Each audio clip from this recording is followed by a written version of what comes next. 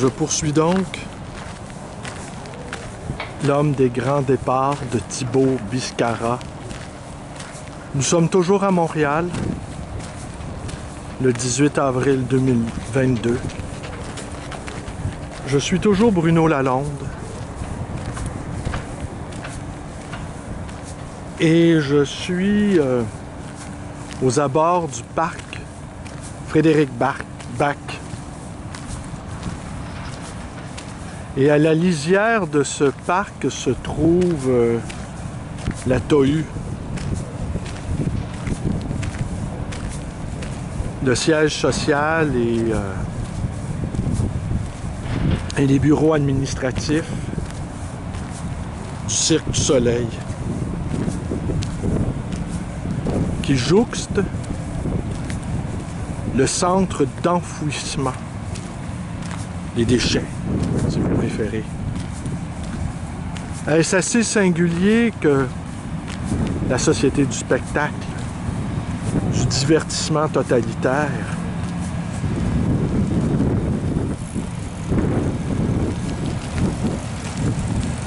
jouxte la gestion des poubelles?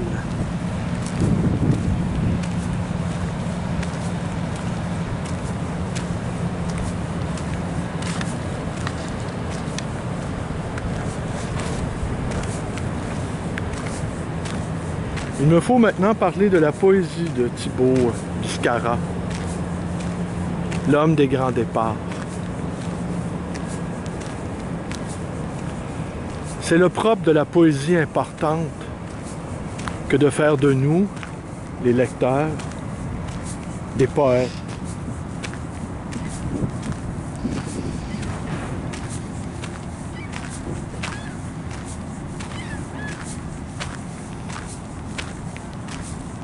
On nie pas que de la poésie pour se... En fait, on nie jamais de la poésie pour se distraire. On lit de la poésie pour s'extraire. S'extraire d'une réalité qui est parfois, bien souvent, navrante, mortifiante. Et c'est entre autres la tâche des poètes que de nous permettre de sortir de ce monde.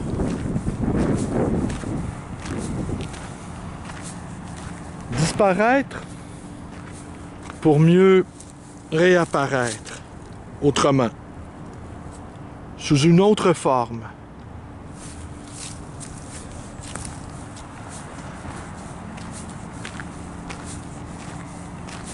Je poursuis donc cette dérive psychogéographique dans un lieu que d'aucuns jugeront insolite par sa configuration et par ce qu'il porte de possibilités. Car outre le centre d'enfouissement et le siège social des acrobates, se trouve un parc, celui nommé en l'honneur de Frédéric Bach, que j'ai bien connu dans ma lointaine et très lointaine enfance. J'y reviendrai. Ou j'y suis déjà venu. J'y reviendrai encore. Qui est un parc à vocation écologique.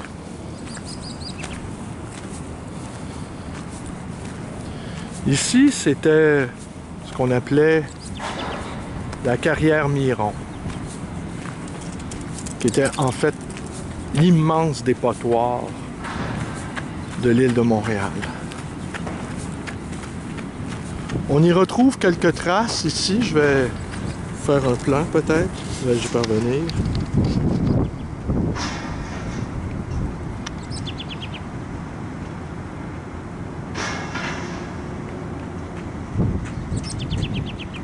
Non, je n'y parviens pas. Je n'ai... Ah, peut-être ici. Vous voyez?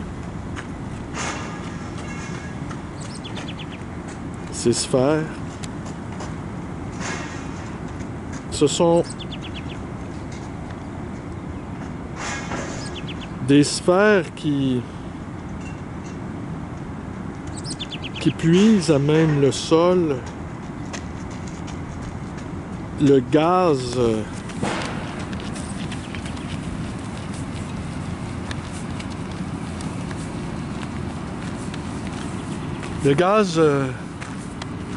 des déchets en décomposition, et ils les recueillent, les transforment, les traitent, en font de l'énergie verte.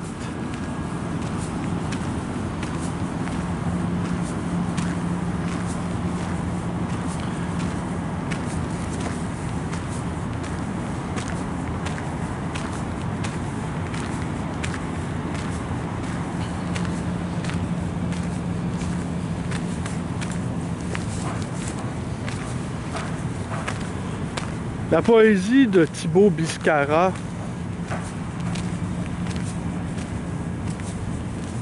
est justement la poésie des départs.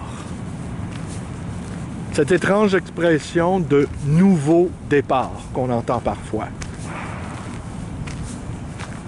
Comme si en soi les départs n'étaient pas toujours neufs. Avons une expression aussi au Québec lorsque nous sommes sur le point de partir pour aller ailleurs. Nous disons être sur son départ. Je suis sur mon départ. Être sur son départ. S'instituer dans sa partance.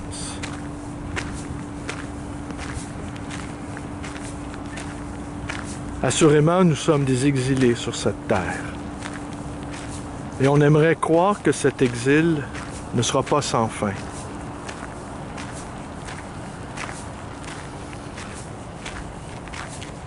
Il faut bien peu d'imagination pour imaginer que le néant va à nouveau nous engloutir.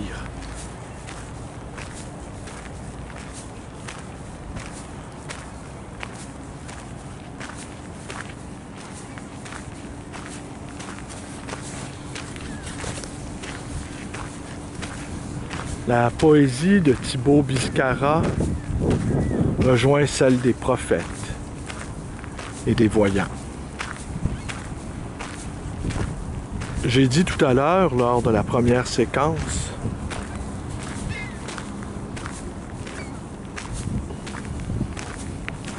qu'il était un intercesseur entre ce monde-ci sur lequel nous foulons le sol et le monde à venir.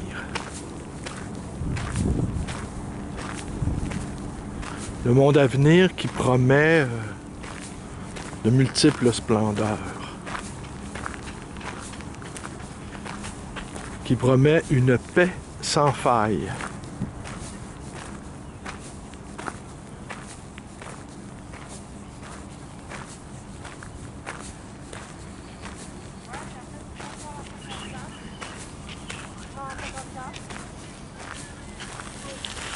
Nous nous récririons sans doute de penser que la poésie, l'une de ses tâches, c'est d'être prophétique, d'annoncer quelque chose. D'annoncer quelque chose d'autre. D'autres chemins à venir.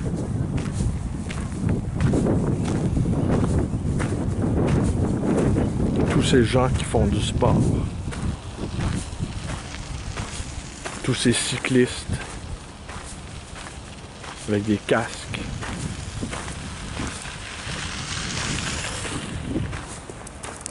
Plus personne ne flâne. Ils s'activent. Ils se démènent. Ils s'agitent. Ils suent dans leurs survêtements. C'est tellement une nécessité pour eux d'être performants.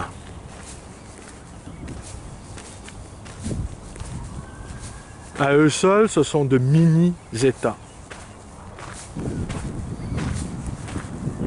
Mais ils ont peine à se gouverner. Secrètement, ils espèrent qu'on leur assure la tranquillité jusqu'à la fin de leur jour. C'est aussi la tâche des poètes d'empêcher que ces jours surviennent. C'est aussi la tâche des poètes de nous plonger dans l'intranquillité.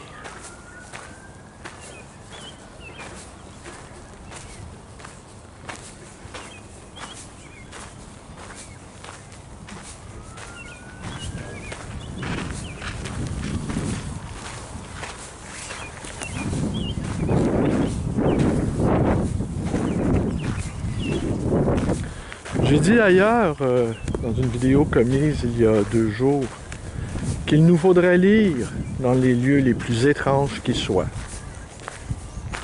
J'ai évoqué la possibilité d'aller lire Kafka à la Bourse, d'aller lire Dostoïevski dans un cabinet de dentiste, d'aller lire de la poésie dans un bureau du ministère du Revenu.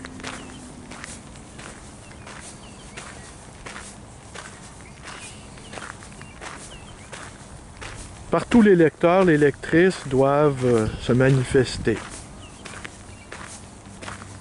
avec un livre à la main.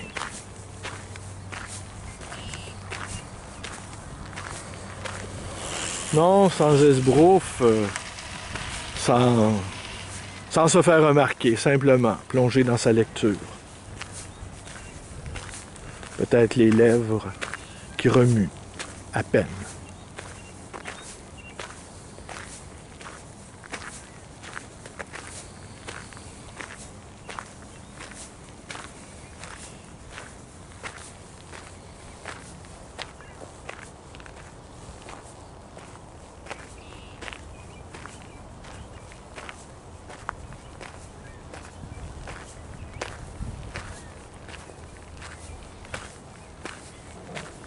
Vous voyez, ils courent partout.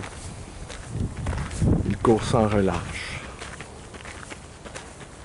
Rien ne peut les arrêter dans leur course vers la mort.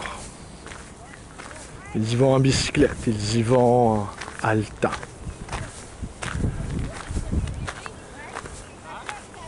Ils y vont avec enthousiasme, casqués.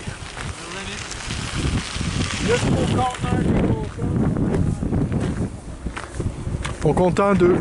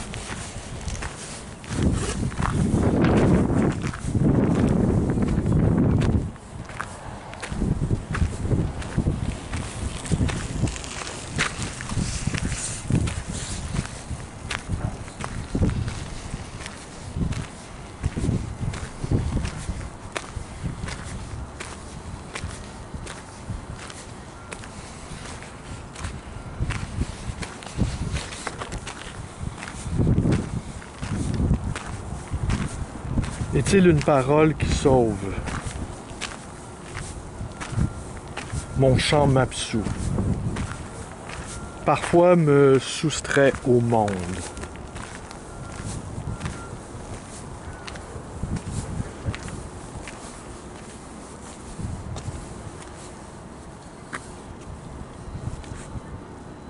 La parole est proximité, essence de l'origine, frôlement du commencement, réel érigé, désirer l'indemne,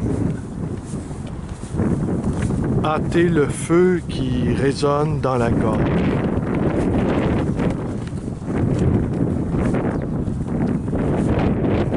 chercher la source pour s'approprier le champ. Nous sommes vivants. L'amour est fort comme la mort.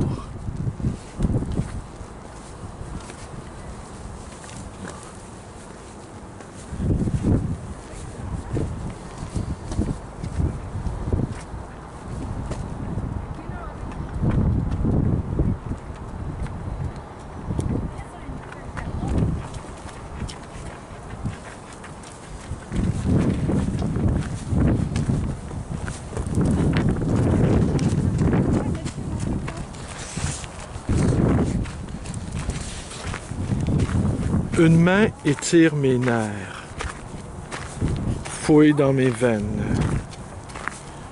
Elle fait de moi une lyre, un archet. Je cherche un chant capable de se déchiffrer lui-même.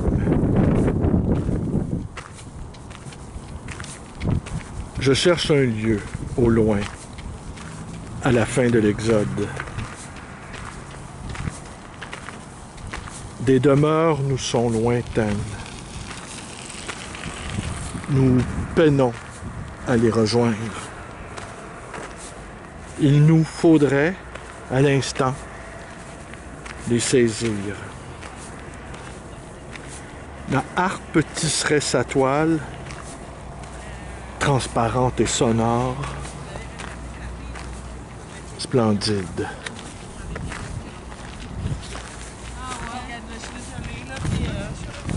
La personne m'a dit oui, je la veux, fait que je l'ai donné. Les nuées s'étagent en terrasse au-dessus de la mer.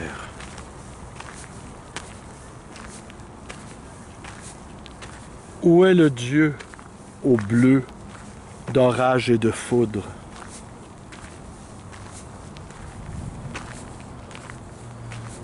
Des fleurs recouvrent mon corps. Leur parfum tisse une chrysalide.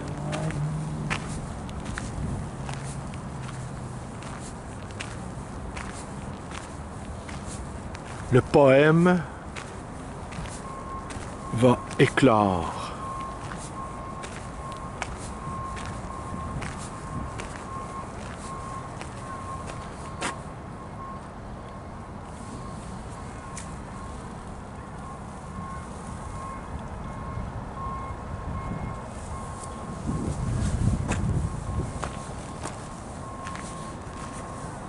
Nous teindrons les étoffes en bleu, en pourpre, en cramoisi. Les visions fragmentées de l'univers seront les éclats de notre chant, de notre exode.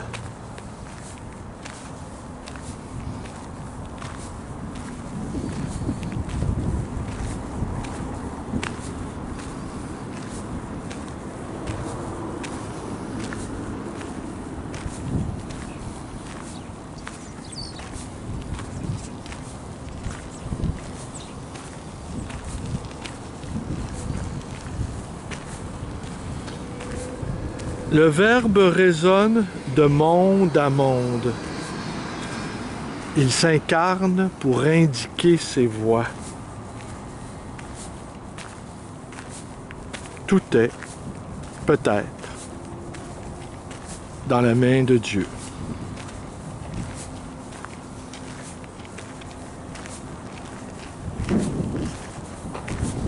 Voici le commencement et la fin. D'incommensurables gouffres nous séparent du lieu, du déluge.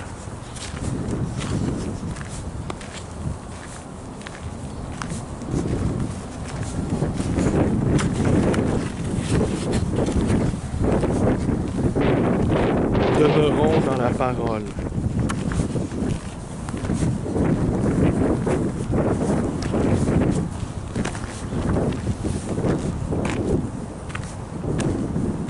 Dans sa lumière qui éclaire cette terre.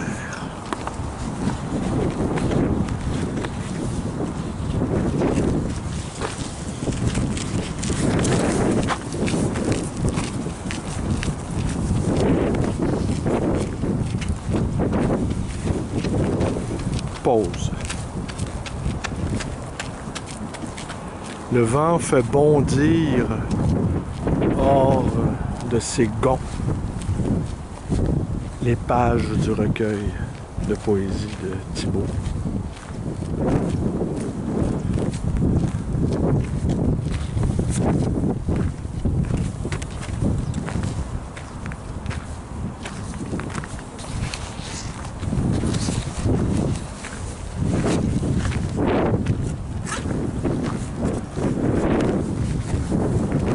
Difficile de lire d'une seule main.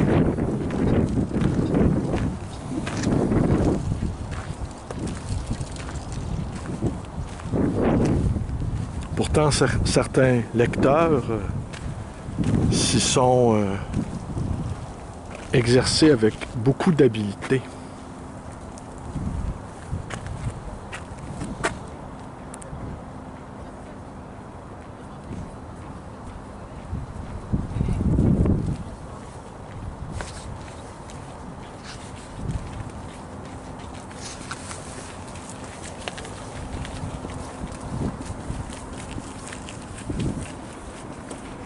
Le bleu,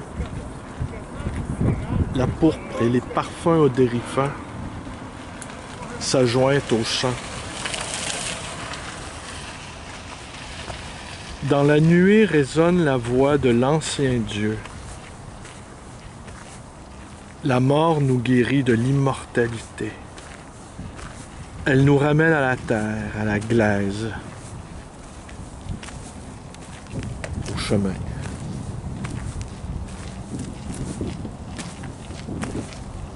Toute parole est comme l'eau d'une source qui jaillit sans jamais tarir. La voix porte témoignage de ce qui fut chanté, de ce qui fut accompli. Le silence en est la secrète ponctuation.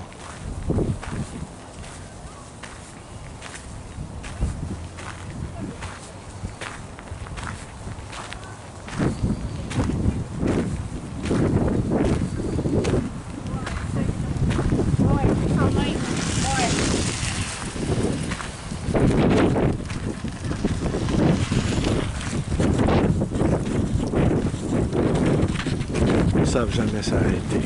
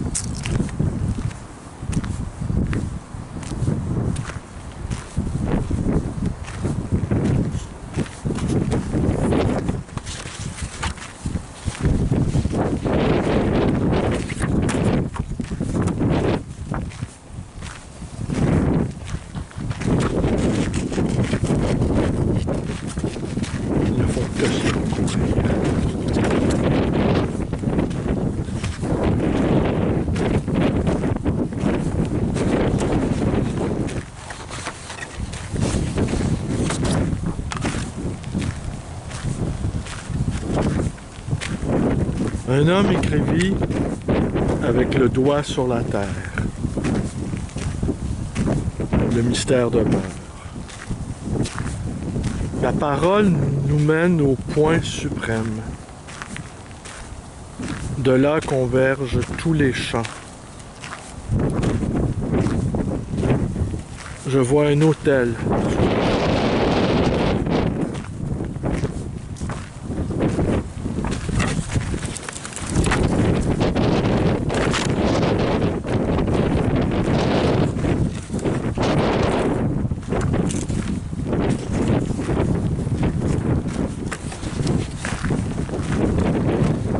Je m'en approche. Et voilà que les foulées s'embrase. La fleur était mêlée à la lie, le corps à la glaise. La voix gardait silence.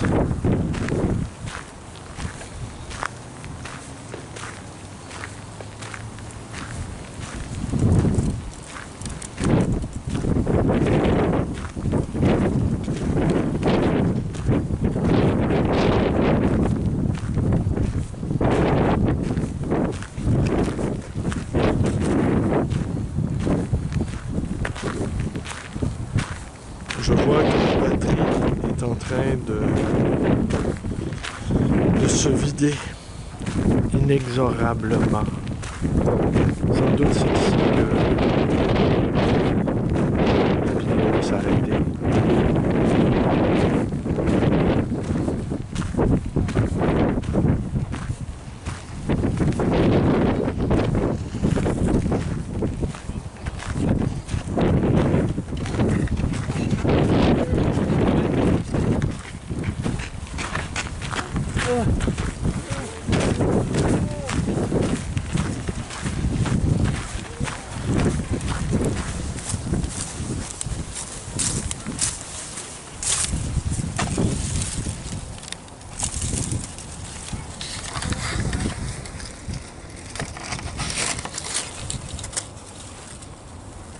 Je vous ai vu quelques passages de L'homme des grands départs de Thibaut Biscarat, publié aux éditions des Vanneaux.